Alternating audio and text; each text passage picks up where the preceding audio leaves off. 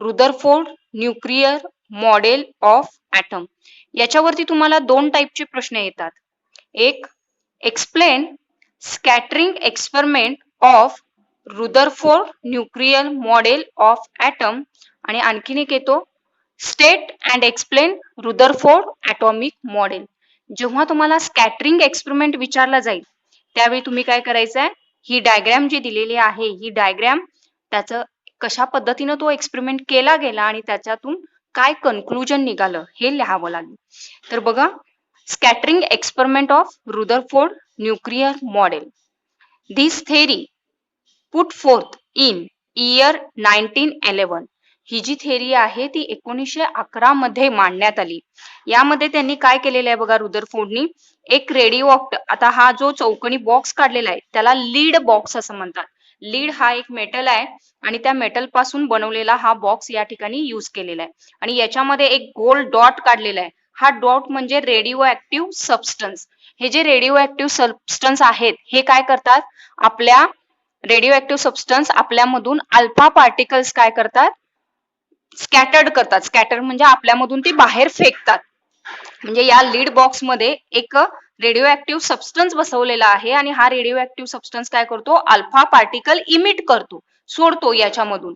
म्हणजे हे alpha particle काय केलेत, त्याच्या पुढेच काय केलेले आहे, एक आपण जसं वॉल म्हणतो, आपलं घर झालं की घराला एक प्रोटेक्शन मिळावं म्हणून आपण त्याच्या भोवतीनं भिंत बांधतो, त्या पद्धतीनंच काय केलेलं आहे, या ठिकाणी एक फ्लुरोसंट स्क्रीन घेतलेली आहे. ह्या सर्कल आकारामधली काय केलेली आहे, फ्लुरोसंट स्क्रीन घेतलेली आहे आणि त्याच्या आतमध्ये गोल्डन फॉइल बसवलेली आहे.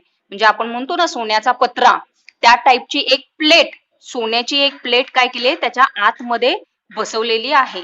जेव्हा या रेडिओ ऍक्टिव्ह सबस्टन्स मधून अल्फा पार्टिकल इमिट होतात तेव्हा ते स्ट्रेट मध्ये काय जातात, या गोल्डन फॉइल वरती जाऊन बडवतात.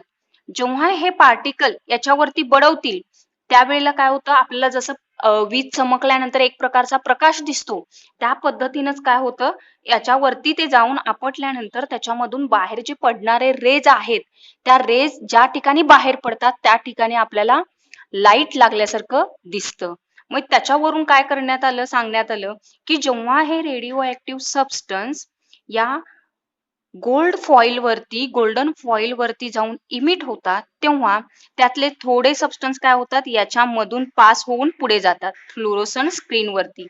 त्यातले थोडेसे काय करतात, आपला थोडा अँगल चेंज करतात, म्हणजे तिरपे. काही अल्फा पार्टिकल स्ट्रेट लाईन मध्ये जातात, काही अल्फा पार्टिकल थोडासा अँगल चेंज करून तिरके जातात, तर काही पार्टिकल्स काय होतात, गोल्डन फॉइल वरती जाऊन आपटतात आणि पुन्हा रिव्हर्स डायरेक्शन मध्ये बाहेर पडतात. अशा पद्धतीचा हा एक्सपेरिमेंट करण्यात आला. मग या एक्सपेरिमेंट मध्ये काय केलेलं आहे, पुन्हा एकदा इथं पॉइंट वाईज आहे, प्रत्येक पॉइंट बघूया. Rutherford took a very thin gold foil and bombarded it with positively charged alpha particles. म्हणजे रुदरफोर्डने काय केलं, एक एकदम पातळ अशी सोन्याची प्लेट, फॉइल म्हणजे आपण पत्रा म्हणतो, सोन्याचा पत्रा घेतला आणि त्याच्यावरती काय केले, पॉझिटिव्हली चार्ज अल्फा पार्टिकल जे आहेत ते कसे आहेत, पॉझिटिव्हली चार्ज आहेत. बंबार्डेड म्हणजे काय, मारा करणे. त्या सोन्याच्या पत्र्यावरती काय केला, अल्फा पार्टिकलचा त्यांनी काय केलेला आहे, मारा केलाय, इमिट केलेले आहेत, बंबार्ड केलेले आहेत.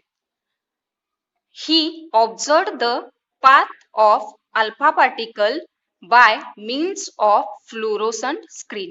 मग हे जे अल्फा पार्टिकल्स आहेत, हे अल्फा पार्टिकल जेव्हा गोल्ड फॉइल वरती जाऊन आपटतात तेव्हा काय होतं हे ऑब्झर्व करण्यासाठी त्यांनी काय केलं, हे ऑब्झर्व करण्यासाठी त्यांनी फ्लुरोसंट स्क्रीनचा वापर केलेला आहे. मग अशा पद्धतीची अरेंजमेंट करून घेतल्यानंतर त्यांना काय पाहायला मिळालं, कन्क्लुजन. त्यांनी त्यातनं काय पॉइंट काढले, most of the alpha particles went straight through the foil. बरेचसे अल्फा पार्टिकल काय होतात, एका सरळ रेषेमध्ये फॉइलच्या आरपार पास होतात. फॉइल मधून म्हणा, आरपार म्हणण्यापेक्षा बरेचसे अल्फा पार्टिकल काय होतात, त्या फॉइल मधून पास होतात.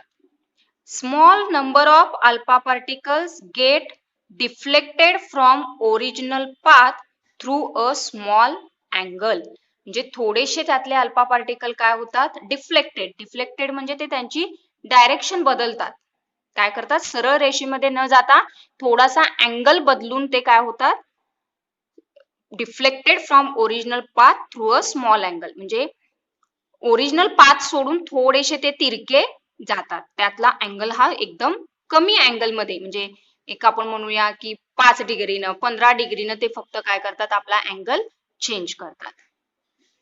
त्यानंतर बघा, some alpha particles get deflected through a large angle. त्यातले काही अल्फा पार्टिकल आपली डायरेक्शन चेंज करतात, बराच म्हणजे स्मॉल लार्ज अँगल म्हटलेलं आहे, म्हणजे मोठ्या प्रमाणामध्ये ते आपले काय करतात, आपली डायरेक्शन चेंज करतात. स्ट्रेट लाईन मध्ये न जाता ते आपले अँगल, मोठा अँगल चेंज करून दुसरीकडे डिफ्लेक्ट होतात. अशा पद्धतीनं हा काय आहे, रुदरफोर्ड्स न्यूक्लिअर मॉडेल ऑफ ॲटम. तुम्हाला जेव्हा हा 4 मार्काला किंवा 3 मार्काला प्रश्न विचारला जाईल, त्यावेळी तुम्ही त्याची डायग्रॅम प्लस काय करायचं आहे, एक्सपेरिमेंट आणि कन्क्लुजन या पॉइंट मध्ये ते लिहायचं आहे वहीमध्ये, प्लस पाठांतर देखील करायचं आहे किंवा लक्षात ठेवायचं आहे. लक्षात आलं का? रुदरफोर्ड ॲटॉमिक मॉडेल काही केलेलं नाही. लीड बॉक्स घेतलाय, रेडिओ ऍक्टिव्ह इलेमेंट आहे, फ्लोरोसन स्क्रीन आणि golden foil. Alpha particles radio active element मधून बाहेर पडतात, बाहेर पडले की ते गोल्डन फॉइल वरती जाऊन आपटतात, तिथून बरेचसेच अल्फा पार्टिकल स्ट्रेट लाईन मध्ये पुढे सरकतात, थोडेसे अल्फा पार्टिकल आपला अँगल चेंज करतात आणि डिफ्लेक्ट होतात, आणि त्यातलेच थोडे अँगल काय होतात, लार्ज अँगलनी काय होतात, डिफ्लेक्ट होतात. ही त्याची एक्सपेरिमेंटली त्यांनी ऑब्झर्व केलं. त्याच्यानंतर आपल्याला विचारलं जातं ते म्हणजे रुदरफोर्ड ॲटॉमिक मॉडेल. आता रुदरफोर्ड ॲटॉमिक मॉडेल महत्वाचं आहे आणि याच्यावरूनच मग आपण ॲटमची देखील डेफिनेशन किंवा याचे पुढचे पॉइंट आपण स्टडी करतो. तर या रुदरफोर्ड ॲटॉमिक मॉडेल मध्ये काय सांगितलं बघा, सेंटर हा एक काय आहे, ॲटम आहे, आणि ॲटमच्या बरोबर मध्ये काय आहे, एक पॉझिटिव्ह पार्टिकल प्रेझेंट आहे, आणि या पॉझिटिव्ह पार्टिकलच्या थोड्याशा अंतरावरती काय होतात, इलेक्ट्रॉन फिरत आहे. जसं की बघा, हा आपण काय कन्सिडर करूया, सूर्य आहे, आणि या सूर्याभोवती पृथ्वी फिरत असते. मग असं होतं का रे, इथं सूर्य आहे आणि पृथ्वी पहिला सुरुवातीला याच्या जवळ फिरत असते आणि मग अशी फिरत फिरत फिरत ती लांब जाते? नाही. तर त्यांचा जो हा स्पेस आहे, हा गॅप जो आहे सूर्यापासून पृथ्वीपर्यंतचा, ते अंतर काय आहे, ठरलेलं आहे. मग रुदरफोर्डनी पण या ॲटॉमिक मॉडेल मध्ये काय सांगितलं की सेंटरला nucleus positive charge particle present असतात, आणि त्याच्या भोवताली इलेक्ट्रॉन काय करत असतात, मूव्ह होत असतात किंवा फिरत असतात. बघा, पहिला पॉइंट काय सांगितलंय, positively charge nucleus is present at the centre. ॲटमच्या सेंटरला पॉझिटिव्ह चार्ज, मग हा पॉझिटिव्ह चार्जला त्यांनी नाव काय दिलं, न्यूक्लियस असं दिलं. तो सेंटर आहे म्हणून त्याला नाव काय दिलं, न्यूक्लियस. मग positive charge nucleus is present at the centre, म्हणजे ॲटमच्या सेंटर मध्ये एक पॉझिटिव्ह चार्ज न्यूक्लियस प्रेझेंट असतो. सेकंड पॉइंट काय सांगितलं, negatively charged electrons revolve around the nucleus. मग या ॲटमच्या न्यूक्लियसच्या भोवती काय असतात, इलेक्ट्रॉन्स असतात, आणि ते इलेक्ट्रॉन्स निगेटिव्ह चार्ज आहेत, आणि these negative charge electrons revolve around the nucleus. या न्यूक्लियसच्या भोवती निगेटिव्हली चार्ज इलेक्ट्रॉन सातत्याने फिरत असतात. थर्ड पॉइंट काय सांगितला बघा, negative charge on electron is equal to the positive charge on the nucleus. म्हणजे हा जो एखादा ॲटम जर आपण कन्सिडर केला, तर त्याच्या सेंटरला जो न्यूक्लियस असणार आहे, त्या न्यूक्लियसचे जितके पॉझिटिव्ह चार्ज असतात तेवढेच इलेक्ट्रॉन काय होत असतात, मूव्ह होत असतात. म्हणजे इथं the number of electron is equal to the number of positive charge on the nucleus. म्हणजे ह्या दोन्हीची संख्या काय असणार आहे, समान असणार आहे.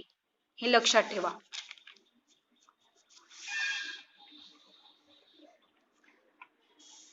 opposite charges are balanced, the atom is electrically neutral. मग इथं आपण काय सांगितलं, जितके नंबर ऑफ पॉझिटिव्ह चार्ज असणार आहेत तितकेच नंबर ऑफ काय असणार आहेत, इलेक्ट्रॉन्स असणार आहेत. मग हे दोन्ही काय झाले, अपोजिट चार्जेस झाले ना, एक पॉझिटिव्ह आहे आणि एक निगेटिव्ह चार्ज आहे. मग these opposite charges are balanced, दोन्हीही इक्वल असल्यामुळे ते काय होतात, बॅलन्स होतात, आणि बॅलन्स असल्यामुळं ऍटम काय असतो, electrically neutral. The positive and negative charges are balanced, hence the atom is electrically neutral. इथं लिहू शकता are balanced, hence the atom is electrically neutral. दोन्हीही बॅलन्स मध्ये आहेत, दोन्हीही समप्रमाणामध्ये आहेत, म्हणून तो ऍटम काय असतो, electrically neutral. There is an empty space between the revolving electron and the atomic nucleus. हे मी तुम्हाला आताच सांगितलं, पृथ्वी आणि सूर्याचं उदाहरण घेऊन, की हा जो ऍटम आहे त्या ऍटम मध्ये सेंटरला जरी न्यूक्लियस असला आणि त्याच्या भोवती जरी इलेक्ट्रॉन असले तर या दोघांच्या मधला स्पेस काय असणार आहे, मेंटेन असणार आहे. ठीक आहे, अशा पद्धतीनं ही आहे आपली रुदरफोर्ड ॲटॉमिक मॉडेल. आणि त्याचं ड्रॉबॅक्स आहेत, it is unable to explain the stability of an atom. रुदरफोर्डनी एक्सप्लेन केलेलं आहे की सेंटरला न्यूक्लियस आहे, इलेक्ट्रॉन फिरत असतात, पण इथं आपण असंही म्हणू शकतो ना की जे इलेक्ट्रॉन रिव्हॉल्व होणार आहेत न्यूक्लियसच्या भोवती ते येऊन कदाचित त्या न्यूक्लियस वरती सुद्धा येऊन आदळू शकतात, बंबार्डमेंट त्यांची होऊ शकते.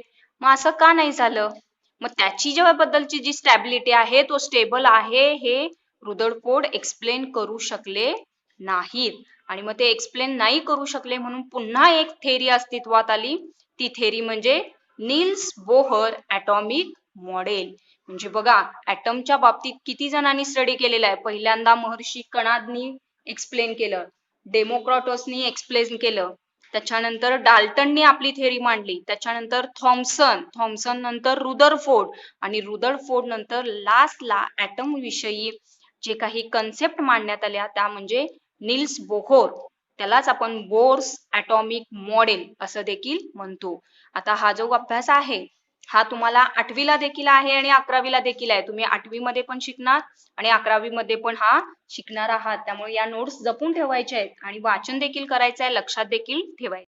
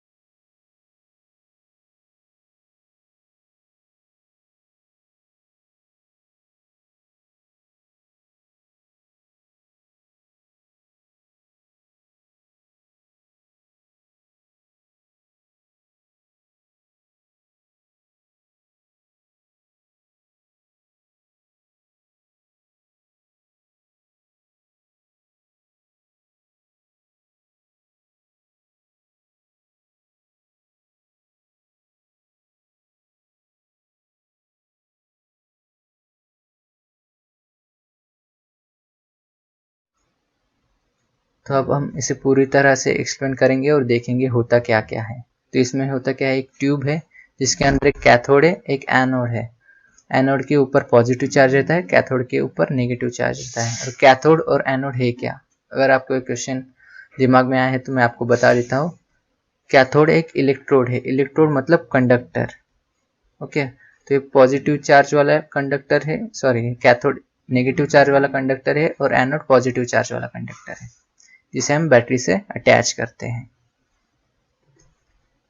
यहाँ पर वैक्यूम पंप है जो प्रेशर को खींच लेता है ट्यूब में से। यहाँ पे मैंने बताया है 1897 में सर जे थॉमसन ने इलेक्ट्रॉन को डिस्कवर किया था, जब वो कैथोड रे ट्यूब को पढ़ रहे थे। तो एक्सपेरिमेंट के दौरान हुआ क्या था, जब हमने यहाँ पे पावर सप्लाई को अटैच किया तो कैथोड से एक रे निकल के एनोड की तरफ गई। तो इसे जे थॉमसन ने और समझने के लिए आगे पॉजिटिव और नेगेटिव मैग्नेटिक पोल को अटैच कर लिया बाजू में, ट्यूब के बाजू में। तो हुआ क्या, जो रे कैथोड से निकल रही थी वो बेंट हो गई पॉजिटिव मैग्नेटिक पोल की तरफ। तो आपको मालूम ही होगा पॉजिटिव और पॉजिटिव चार्ज एक दूसरे को रिपेल करते हैं और नेगेटिव पॉजिटिव चार्ज एक दूसरे को अट्रैक्ट करते हैं। तब तक हमें मालूम नहीं था कि ये रे जो निकल रही है ये पॉजिटिव पार्टिकल्स की है, नेगेटिव पार्टिकल्स की है, या फिर कोई ये पार्टिकल्स भी है। तो जब उन्होंने देखा कि ये रे पॉजिटिव पोल की तरफ अट्रैक्ट हो रही है या फिर प्लेट की तरफ अट्रैक्ट हो रही है, तो ये नेगेटिव पार्टिकल्स की बन सकती है या फिर बनी होगी। तो इस पर और संशोधन करने के बाद उन्होंने ऐसा कंक्लूजन निकाला कि ये रे बहुत छोटे छोटे पार्टिकल से बनी हुई है, सब एटॉमिक पार्टिकल से बनी हुई है, जिस पर नेगेटिव चार्ज है और जिसे हम इलेक्ट्रॉन कहते हैं। इस प्रकार से इलेक्ट्रॉन का शोध हुआ, डिस्कवरी हुई। दोस्तों, हमने डिस्कवरी ऑफ इलेक्ट्रॉन देख लिया। अब हम बढ़ते हैं व्हाट इज इलेक्ट्रॉन की तरफ, या इलेक्ट्रॉन को हम समझते हैं। तो यहाँ पे मैंने एक एटम का स्ट्रक्चर दिखाया हुआ है जिसमें होते हैं इलेक्ट्रॉन्स, प्रोटॉन्स और न्यूट्रॉन्स। यहाँ पे मैंने दिखाया है न्यूक्लियस में क्या प्रेजेंट रहता है, न्यूट्रॉन और प्रोटॉन्स। तो एक एटम में जितने इलेक्ट्रॉन प्रेजेंट रहेंगे उतने ही प्रोटॉन्स प्रेजेंट रहेंगे। यही संख्या उसे न्यूट्रल बनाती है, एटम को न्यूट्रल बनाती है। तो इलेक्ट्रॉन के ऊपर होता है नेगेटिव चार्ज और प्रोटॉन के ऊपर होता है पॉजिटिव चार्ज और न्यूट्रॉन के ऊपर होता है न्यूट्रल चार्ज। तो इलेक्ट्रॉन एक ऑर्बिट में रिवॉल्व करता है न्यूक्लियस के अराउंड। तो इसकी एक फिक्स रेडियस रहती है और उसे ही हम कहते हैं, उस लेवल को हम कहते हैं एक एनर्जी लेवल। और एक इलेक्ट्रॉन के ऊपर चार्ज रहता है 1.60 इंटू 10⁻⁻19 कूलम्स। अगर आपको इसे फर्दर समझना है तो आप कूलम्स के ऊपर वीडियो देख सकते हैं। और उसका मास रहता है एक इलेक्ट्रॉन का 9.11 इंटू 10⁻31 kg। आप कह सकते हैं एक kg को आप 10⁻31 टुकड़ों में बांट रहे हैं, तो वो एक टुकड़ा रहेगा वो इस अंक के बराबर रहेगा। तो आप 1 किलो को 10⁻31 भाग में डिवाइड कर रहे हैं, तो आपको एक छोटा सा टुकड़ा मिलेगा, वो इसका वेट होगा इलेक्ट्रॉन का। ऐसे आप उसे समझ सकते हैं। और मास ऑफ प्रोटॉन रहता है 1.67 इंटू 10⁻27 kg। तो चार्ज भले ही प्रोटॉन और इलेक्ट्रॉन का सेम है, या आप कह सकते हैं इलेक्ट्रॉन का माइनस में दर्शाते हैं और प्रोटॉन का पॉजिटिव में दर्शाते हैं, लेकिन उन दोनों का मास डिफरेंट है। तो इसकी वजह हम भी पूर्ण तरह से अभी तक नहीं समझ। तो मास ऑफ प्रोटॉन कितना ज़्यादा है, 1836 गुना ज़्यादा है मास ऑफ इलेक्ट्रॉन से। और इलेक्ट्रॉन को हम दर्शाते हैं ई नेगेटिव से, छोटा ई और उसके ऊपर माइनस का साइन। दोस्तों, ये बेसिक वीडियो था इलेक्ट्रॉन के ऊपर। अगर आपको वीडियो पसंद आए तो वीडियो को लाइक कीजिए, चैनल को सब्सक्राइब कीजिए, बेल आइकन को दबाना ना भूलिएगा और इन दोनों वीडियो को भी देखना ना भूलिएगा। धन्यवाद दोस्तों।